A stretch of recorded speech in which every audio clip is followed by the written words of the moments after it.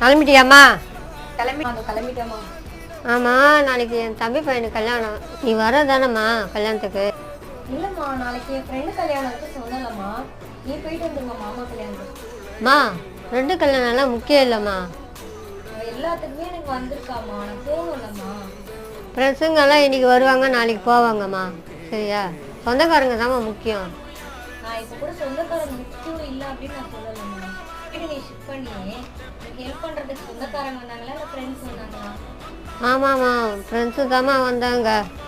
சொந்தக்காரங்க பத்திரிக்கையில் பேர் போடலன்னு வச்சுக்கோங்க, அவங்க வரமாட்டாங்க. ஆனால் ஃப்ரெண்ட்ஸு டெக்ஸ்ட் பண்ணாலே போதும், வாட்ஸ்அப்பில் அவங்க நம்பர் எடுத்து.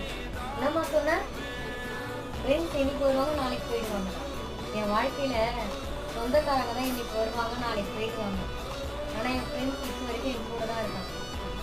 சரிம்மா, உன் ஃப்ரெண்டு கல்யாணத்துக்கே நாளைக்கு போயிட்டு வாம்மா.